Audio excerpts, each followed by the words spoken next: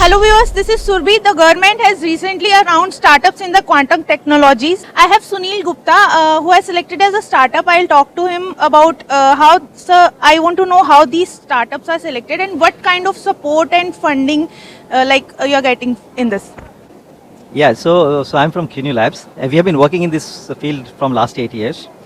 So this process had been very elaborate, as we understand.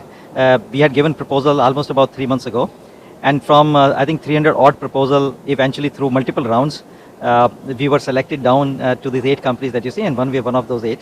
I think we are in the category who have been given about 25 crores for funding, and this is largely because of the maturity of our technology and product, because we are already a startup who's not only built the technology, early technology, and we are already deploying it with customers and in India and outside India.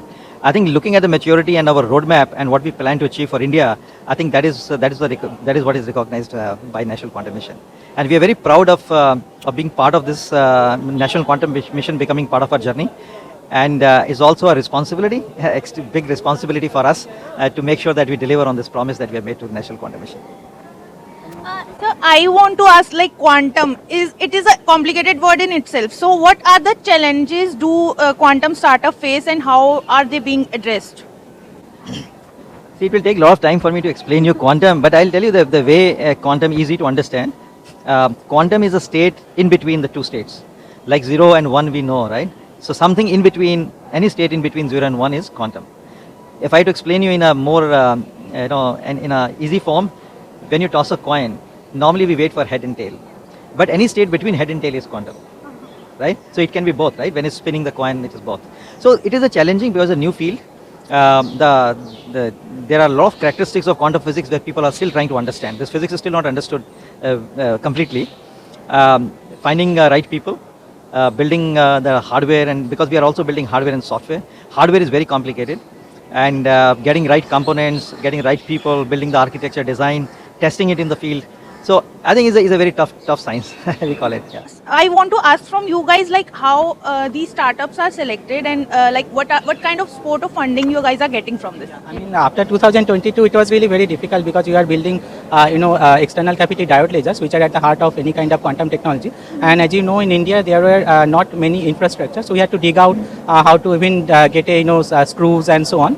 But now we have learned various things. And previously we have been selected as part of the NMICPS, and that was really good to make some of our first prototypes.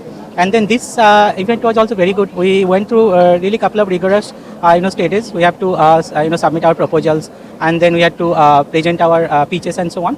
And then finally today we became to know the outcome, which is really great, I think, not only for us, and we are really very much committed to serve the whole country, so that the whole quantum mission can be boosted in a way that normal people and all other strategic area, everybody in the country becomes a beneficiary of this whole mission. So quantum is very difficult to understand, as you know. So what your company do, and how will it boost India's economy, I want to? Yeah, so as you said, this quantum is very difficult. One of the main reason is how you get into the quantum. That is challenging. So what we are making very precisely frequency and power tunable diode lasers. So with lasers you can excite atoms, ions, and you can do quantum communication. And so far most of these lasers have been imported from foreign countries. So most of the amount what researchers and industrialists used to get as a fund, those amount used to go to outside countries. Now, if we are able to make this in India, so we can keep all this fund inside India, so that will definitely help government to give more funding for making progress in various sectors. That will strengthen the spirit of Make in India. Yeah. And this is kind of remarkable, I would say, because these kind of lasers are at the heart of the quantum technology, any kind of quantum technology devices. So it is like 70% of the technology, let's say, and it's very challenging to develop. So once we are getting this fund, we are hoping that we can take it forward much further. And I guess then in India's quantum technology, the landscape is going to get a big change. Yeah. So it will be saving time and energy, and of course what he said, that all the resources, money were going outside. So now we are more sustainable in that sense. And so it is of course going to boost India's economy in a great sense, not only economy, but also in defense and security. Everything is very much important in this aspect. So these startups marks a big steps for India to strengthen its position in quantum technologies. This is Surbhi reporting for ETV Bharat.